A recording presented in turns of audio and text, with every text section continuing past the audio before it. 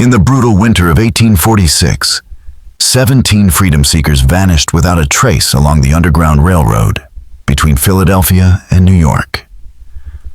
Official records claimed they'd been recaptured, but forgotten church ledgers tell a far darker truth. These weren't chance captures.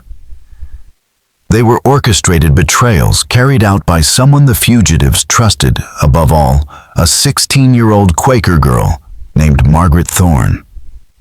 Her soft voice and angelic face masked one of the coldest hearts in Pennsylvania.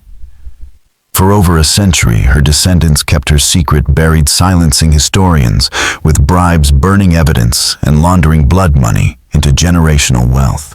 Tonight, we reveal the horrifying truth behind America's youngest and most successful traitor to the cause of freedom. But before we dive into Margaret Thorne's chilling story and the 17 souls she delivered into torment, make sure you subscribe and hit the bell icon.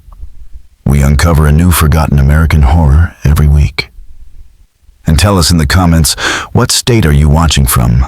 Let's see how far these shadows reach. That winter would become one of the coldest on record, as if nature itself recoiled from the betrayal unfolding in the snow-covered hills of Chester County. In 1846, this Pennsylvania county was a lifeline for escaping slaves, a place of winding forests, secret trails, and Quaker farms that served as sanctuaries. The Thorne family had lived in Kennett Township for 3 generations, respected members of the Society of Friends. Their stone farmhouse stood on 80 acres of dense woodland, ideal cover for midnight travelers. Samuel Thorne, Margaret's father, was a grain merchant whose wagons moved quietly between Wilmington and Philadelphia, often carrying more than just wheat. Margaret grew up immersed in this secret world. By 14, she knew the soft knocks of conductors, which neighbors could be trusted, and where to hide the desperate. She appeared to be the perfect Quaker girl, soft-spoken, modest, with calm blue eyes and a face that inspired instant trust. It would become the last face many runaways ever saw. But behind that serene exterior, resentment grew. While other girls received marriage proposals and dreamt of silk dresses, Margaret watched her family's wealth flow into feeding clothing and protecting strangers. Their best linens were torn for bandages, their china shattered by nervous hands, and their reputation damaged by whispers in Philadelphia society. She saw dowries vanish and social prospects evaporate. Her room overlooked the barn where fugitives wept and prayed. What should have stirred her compassion instead sharpened her bitterness. She stopped seeing them as people and started seeing them as dollar signs, living, breathing rewards. The final break came in 1845, when a wealthy suitor, James Whitman, backed out of an engagement after his father discovered the Thornes' abolitionist ties. The elder Whitman was a textile mogul with Southern partners. He wouldn't risk scandal.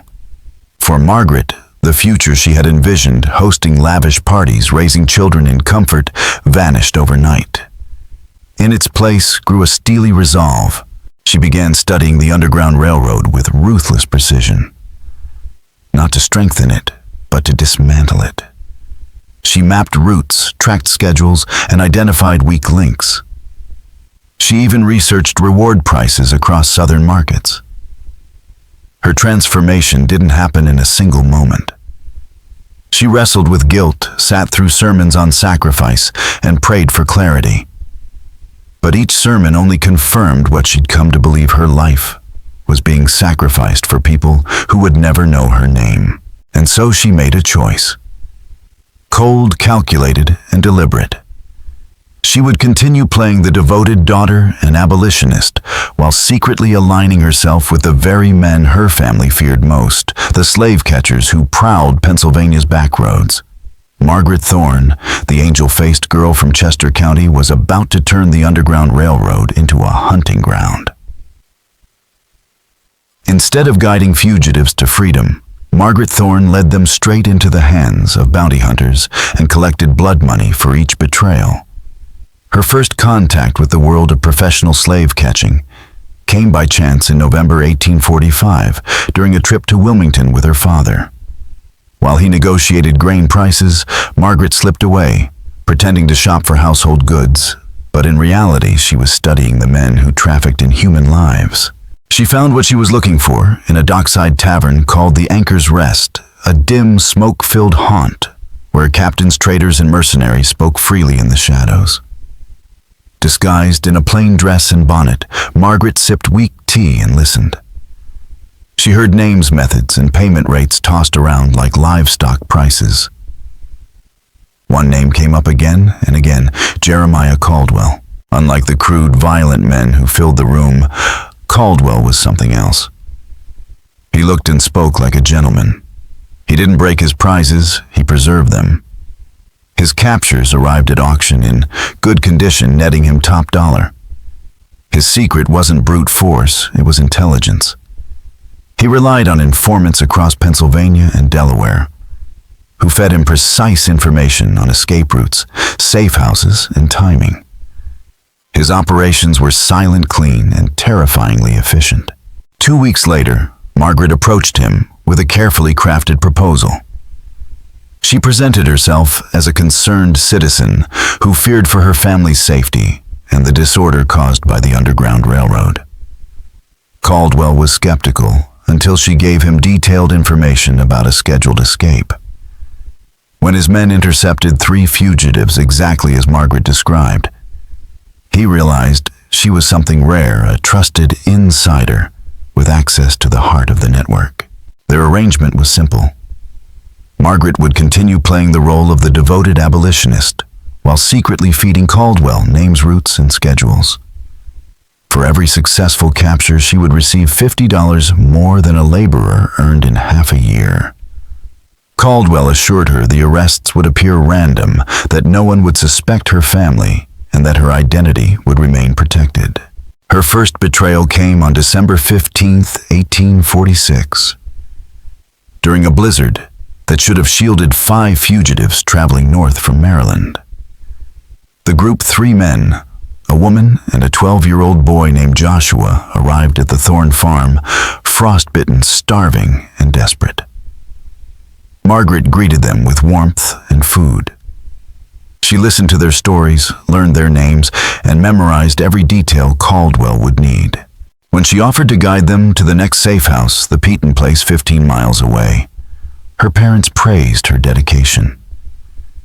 They gave her the wagon and their best horse, never imagining their daughter had arranged an ambush just 2 miles away.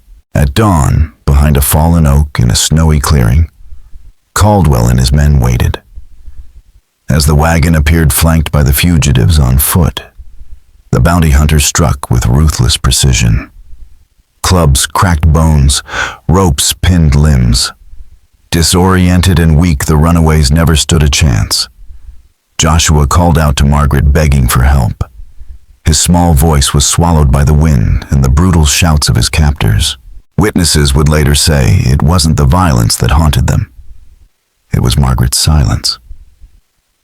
She didn't flinch when Joshua was struck across the face. She didn't speak when a man was beaten unconscious and dragged through the snow. She simply watched unmoved as lives were torn apart at the spot she had chosen. Margaret sat motionless, her pale blue eyes fixed on Jeremiah Caldwell as he counted out $250 in gold, more than her family earned in an entire year of honest farming. Once the captives were loaded into the wagon and the bounty hunters vanished into the storm, she calmly turned her horse around and rode home. That evening, she told her anxious parents that the fugitives had safely reached the Peaton house, even describing the tearful gratitude of the welcoming family. Her performance was flawless, earning her praise for bravery and compassion from Samuel and Rebecca Thorne, who had no idea their daughter had just condemned 5 souls to chains. As the wind howled around the farmhouse that night, Margaret lay awake in the dark, counting her gold coins and planning her next betrayal. The weight of the money felt more real than any sermon or cause, each coin a step toward the life she believed she deserved. For the first time since her engagement fell apart, she felt hopeful. Word of the capture spread rapidly across the Underground Railroad, the precision of the ambush. Especially in the midst of a blizzard, deeply unsettling conductors and station masters from Delaware to New York. Suspicion surged. Someone with inside knowledge had clearly betrayed the network. Routes were changed, homes went dark, and the abolitionist community braced for further losses. The investigation was led by Thomas Garrett, the legendary Wilmington Quaker, who had helped over 800 fugitives reach freedom without losing a single soul. Determined to find the leak, Garrett meticulously retraced the escape route, interviewed every conductor, and reviewed the timeline of the ambush. He quickly concluded the operation had been far too exact to be coincidence. But suspicion didn't fall on the thorns. It landed on Elias Hawthorne, a Methodist preacher who had recently toured Chester County preaching abolition and asking pointed questions about escape logistics. Margaret fed the fire with quiet comments. Telling trusted neighbors she'd seen a man matching Hawthorne's description, watching their property from the woods, and noting how oddly detailed his questions had seemed for a mere fundraiser. As other conductors echoed these concerns, a pattern emerged. Within 6 weeks, Hawthorne was blacklisted from every abolitionist circle in southeastern Pennsylvania. Communities canceled his revivals, former allies turned him away, and even pro-slavery vigilantes threatened him, forcing him to flee the state in disgrace. With suspicion expertly redirected, Margaret expanded her operation. She created what she called her Freedom Ledger, hidden beneath a false bottom in her hope chest. In it, she recorded every detail of the Underground Railroad in Chester County, maps of safe houses, conductor schedules, descriptions of fugitives, and financial projections of future sales. Her notes were chilling in their precision age-strength skills, even estimated auction values based on Southern demand. She tracked which families were most trusting, which routes could be sabotaged quietly, and which homes had the weakest security. She even noted that pregnant women were especially valuable, as they offered 2 lives for the price of 1. By spring of 1847, Margaret had become Caldwell's most prized informant, her intelligence so accurate that other slave catchers paid him for access to her reports, creating a profitable black market for betrayal, all managed by a girl no one suspected.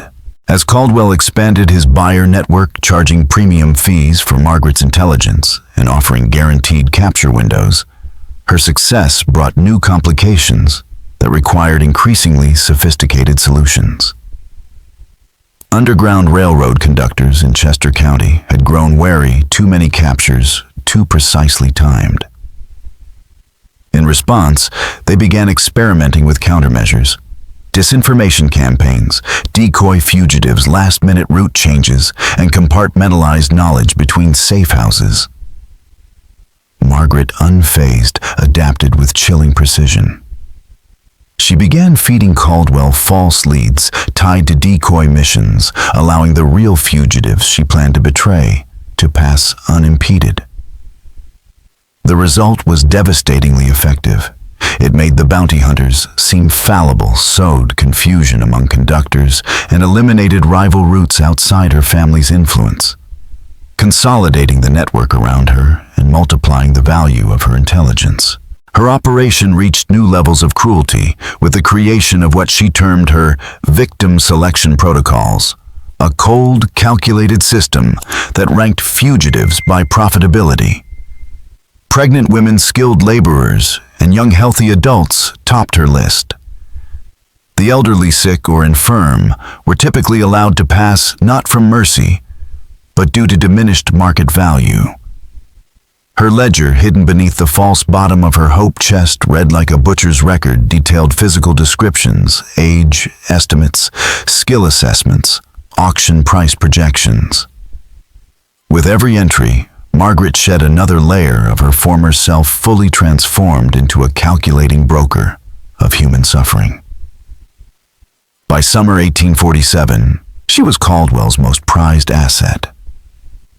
Her data was so reliable that rival slave catchers began purchasing second-hand access to her intelligence, creating a shadow market in betrayal.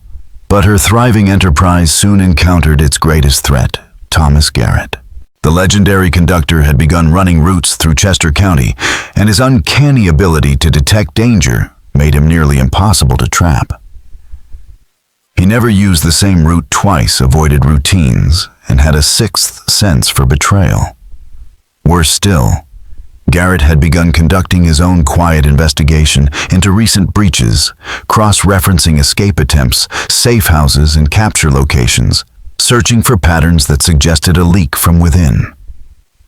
Margaret recognized the danger immediately. His methods were too precise, too data-driven. If left unchecked, Garrett would eventually identify her as the common thread in too many broken escape chains.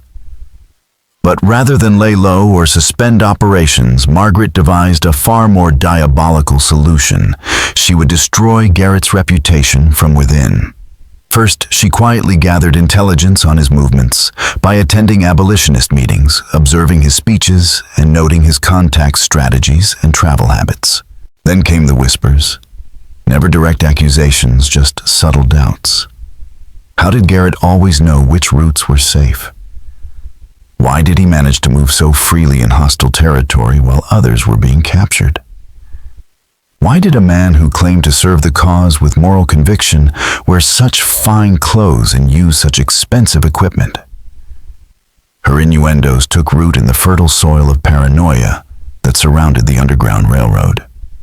Conductors constantly feared betrayal. One informant could doom an entire network. Margaret's rumors fanned that fear, and soon Garrett's allies began to question him. But her most brilliant move was weaponizing Garrett's own methodology.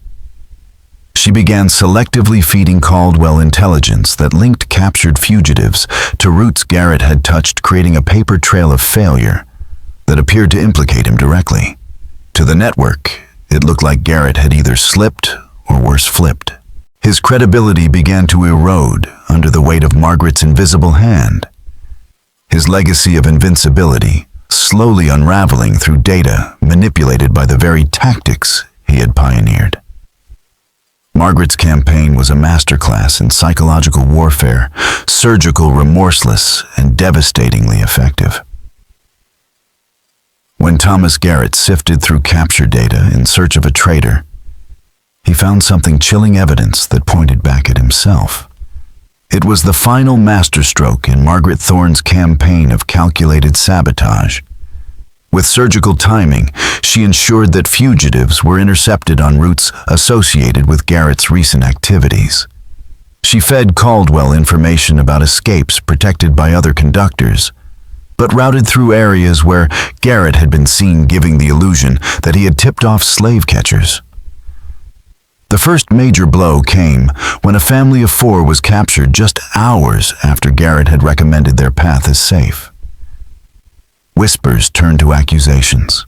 When similar coincidences followed, suspicion hardened.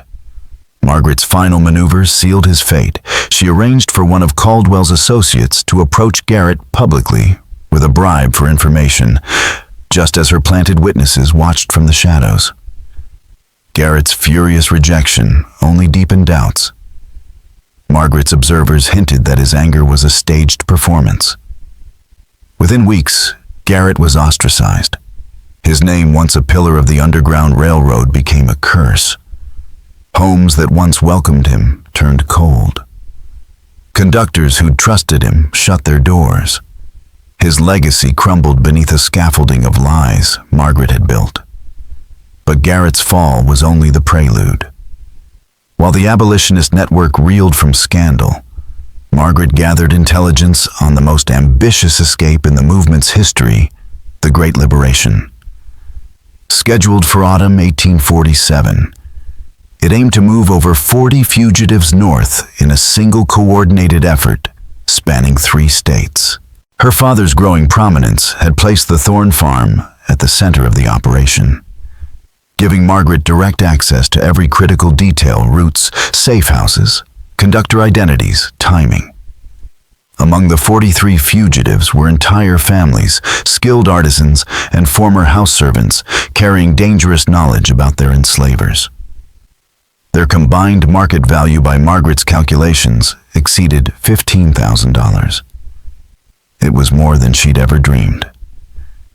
The Great Liberation was her jackpot, an opportunity for one final betrayal that would fund her transformation into a wealthy, independent woman, far from the shadows of Chester County. But her greed drove her to overreach. Instead of funneling her intelligence exclusively through Caldwell, as before, she devised a plan to sell the information to 7 separate bounty hunting groups, positioning each along different points of the escape route.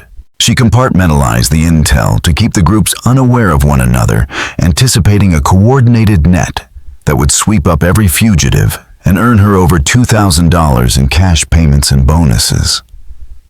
What she hadn't accounted for was that unlike Caldwell's disciplined team, these other hunters were brutes, reckless, disorganized, and far more interested in chaos and spectacle than clean arrests. They didn't follow orders. They didn't care about minimizing violence. Some had personal scores to settle with abolitionists. Margaret had built her fortune on secrecy and control. But in her final act of treachery, she created something she could no longer contain. As the day of the Great Liberation drew near, Margaret Thorne found herself ensnared in the very web of deception she had spun. Managing 7 competing groups of bounty hunters, each unaware of the others, required surgical precision. She had to deliver custom intelligence packages, coordinate timing to avoid accidental overlap, and ensure every route was covered without tipping off her own duplicity. Meanwhile, she continued performing the role of a brave young abolitionist, her every word and gesture scrutinized by those around her. The mounting pressure began to crack her carefully constructed mask. She slipped in conversations, forgot cover stories, contradicted herself in minor but telling ways. Mistakes that her parents chalked up to stress, never suspecting their daughter was orchestrating the largest betrayal in Underground Railroad history. Margaret, however, drowned her doubts in dreams of wealth and reinvention. She envisioned herself in Philadelphia, posing as a grieving widow, her fortune hidden behind the veil of tragedy and modesty. As her plans took final shape, she turned her bedroom into a command center. Maps, timetables, coded instructions, and backup strategies pinned across the walls like a general plotting war. She prepared for every scenario, but one that someone close to her might see the truth. Her mother, Rebecca Thorne, had begun to notice subtle shifts in Margaret's behavior. Strange absences, conflicting stories, and a distant coldness that no longer felt like youthful anxiety. Quietly, she began to ask questions. While Margaret made final adjustments to her betrayal on the morning of October 15th, 1847, Rebecca was already beginning to uncover the terrifying reality that would soon shatter their world. That morning dawned sharp and brittle, the first frost of the season glistening across Chester County like glass over a grave. In the pre-dawn darkness, 43 fugitives moved through woods and farmland toward their rendezvous points, families clutching children. Men hardened by years of labor, women who had nursed hope through lifetimes of bondage. They believed with aching faith that freedom waited just beyond the horizon. What they didn't know was that 7 groups of armed bounty hunters had been placed at key points along their paths. Caldwell's team waited near Brandywine Creek, while others watched the back roads and forest trails. One group lingered near a crossing where wagons would slow. Another was held in reserve to chase any who escaped the first wave. But Margaret's masterstroke began unraveling from the start. The independent groups, unaware of each other and driven by greed, saw not a coordinated effort, but a competition. Some attacked early, hoping to claim the most valuable captives. Their premature assaults created chaos, triggering panicked escapes and derailing Margaret's precise schedule. The first disaster struck near Pocopson Creek, where two rival groups descended on the same family of fugitives, each believing they had exclusive intelligence. In the confusion, one group turned their weapons on the other. Shots were fired. A child screamed. Two bounty hunters were wounded, and the family escaped into the woods. The incident sent shockwaves through the remaining teams. Panic, rage, and miscommunication replaced the surgical precision Margaret had so obsessively planned, and the largest coordinated betrayal in American abolitionist history began to spiral out of control. The family that triggered the collapse of Margaret's grand betrayal was led by Daniel, a skilled blacksmith, his pregnant wife Sarah, and their 3 young children. They were under the protection of conductor Isaiah Penny Packer. When they stumbled into an ambush not by one, but 2 competing groups of slave catchers, each believing they alone had rights to the lucrative bounty. What should have been a clean capture erupted into a gunfight, the sound of rifles cracking across the quiet Chester County fields. Isaiah was killed instantly as he shielded the children. Sarah collapsed in agony, her body racked by premature labor triggered by shock. Daniel was beaten unconscious before his screaming children, their cries joining the chaos of gunfire and shouted orders in a cacophony of horror. From her bedroom window, Margaret heard the distant violence, and instead of remorse or fear, she felt only fury, rage at the incompetence of the hunters she had so carefully instructed. Reports poured in from across the county. Chaos reigned. Ambushes unraveled into brutal infighting. Bounty hunters turned on one another, and frightened fugitives fled into the woods. The worst came at the Thorne farm itself. 15 fugitives were gathered in the barn, sharing a final meal as Samuel Thorne read from the Bible, offering peace and purpose before their journey north. When Caldwell's men arrived, Samuel mistook them for fellow abolitionists. He stepped forward with a smile and was met by the cold eyes of mercenaries. "Step aside, old man," Caldwell ordered. "We're here for the cargo." But Samuel stood firm. "These are human beings under my protection," he declared, Quaker resolve anchoring him to the doorway. His resistance lasted only seconds. A rifle butt cracked his skull open, the sound reaching Margaret's ears like a punctuation mark on her father's final act of decency. As his blood spread across the frozen earth, Margaret felt only irritation. His death an inconvenience to her profit margins. The fugitives were captured quickly, herding them into wagons as church bells began to toll throughout the county. Armed abolitionists were already mobilizing. Margaret watched it all from her window, calculating payouts, noting faces, tallying human beings like inventory. But her cold arithmetic stopped when she turned to see her mother Rebecca standing behind her, pale, tear-streaked, and finally devastatingly aware. Rebecca had seen her husband die. She had heard enough. And now, staring into her daughter's face, she saw not confusion or denial, but silence, the kind that confirms everything. You knew she whispered the words, not a question, but a sentence. You knew they were coming. Margaret had prepared for this moment alibis, explanations, lies wrapped in half-truths. But one look into her mother's eyes told her the truth was no longer something she could outrun. The facade had shattered. The reckoning had begun. Rebecca Thorne had seen enough. There was no lie clever enough to unring the bell of what she had witnessed.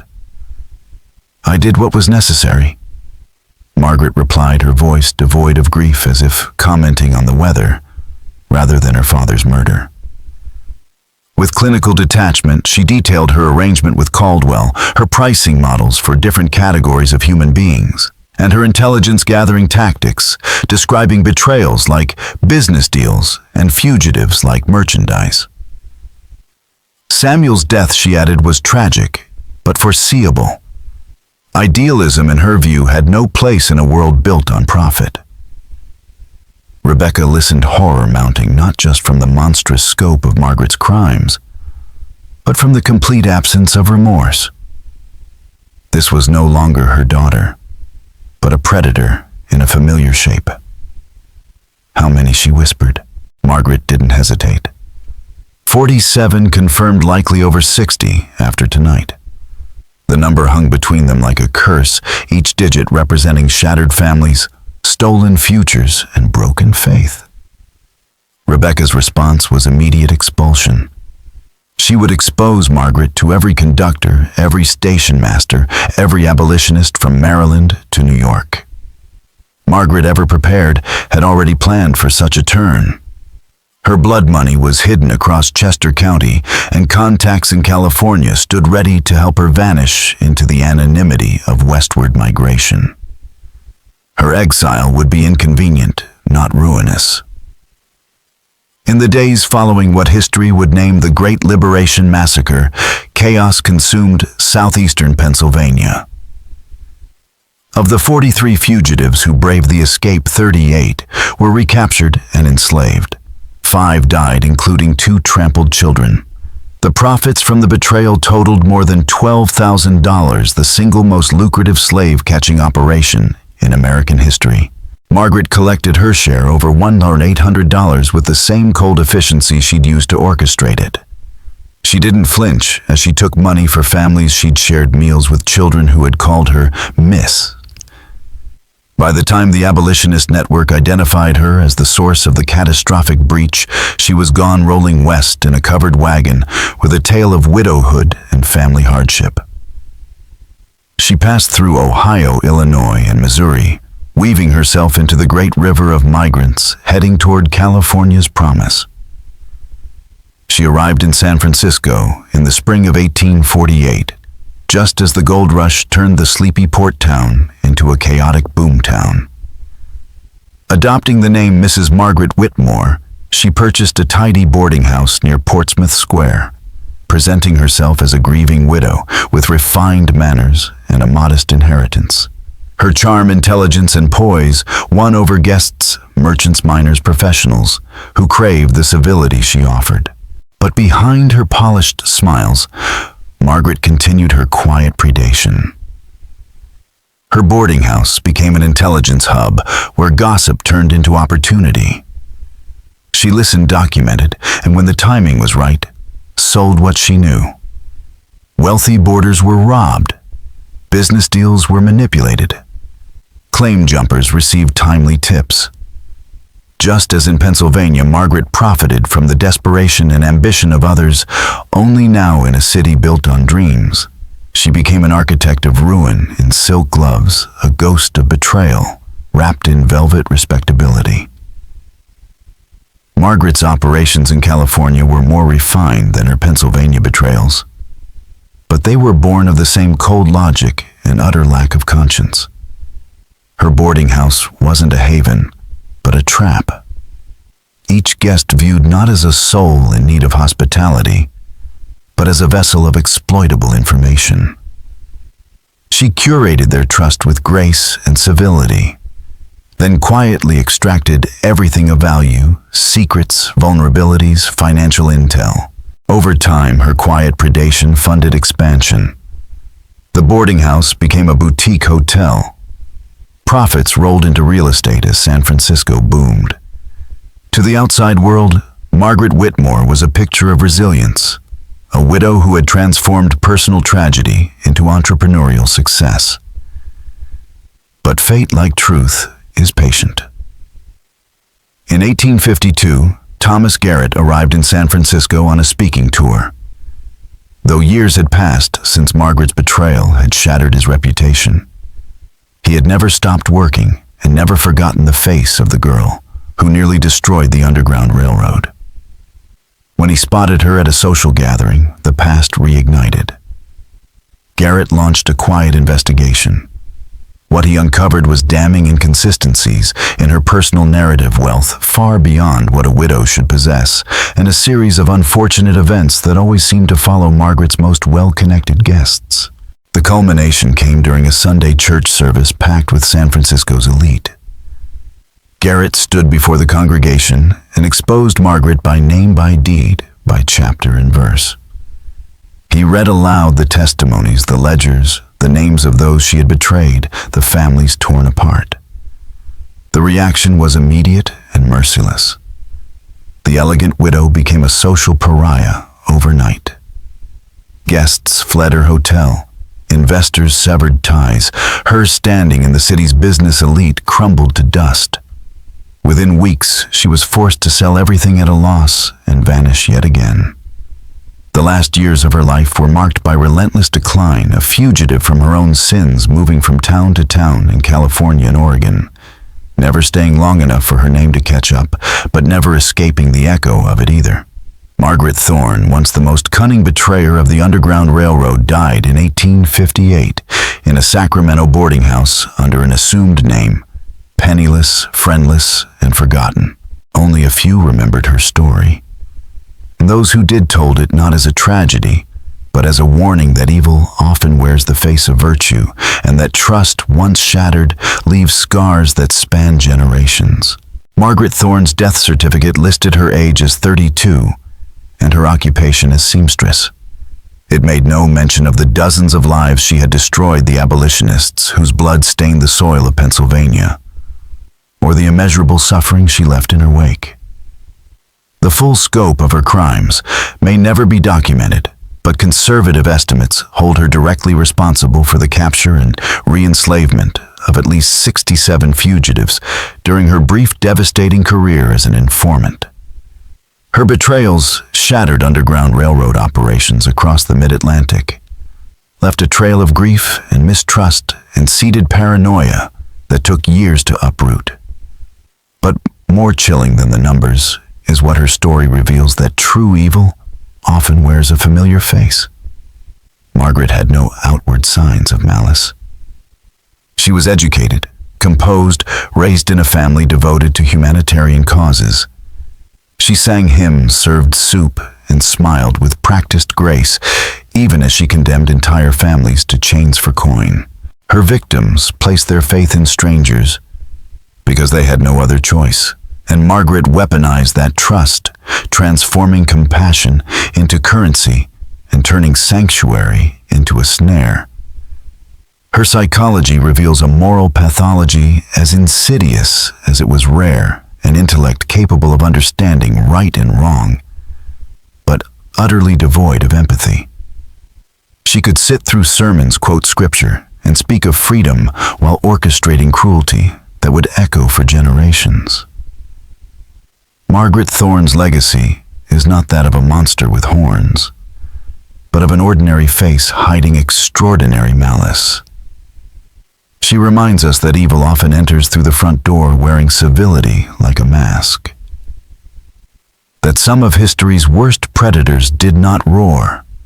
They whispered, reassured, and then betrayed. Her tale is a warning carved into the bones of America's past, that the capacity for betrayal exists not only in the shadows, but in the trusted, the familiar, the unassuming.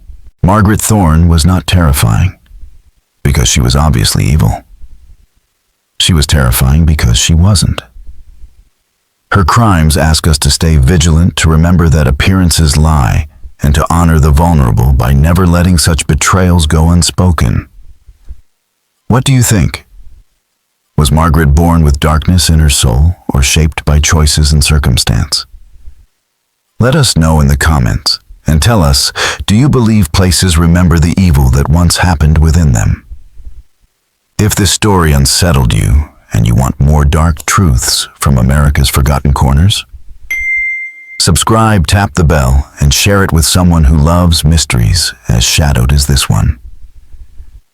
We'll see you in the next video, where another terrifying chapter from our nation's hidden history awaits. Thank you all very much for watching my video until the end. I sincerely appreciate it, and I look forward to seeing you in the next video.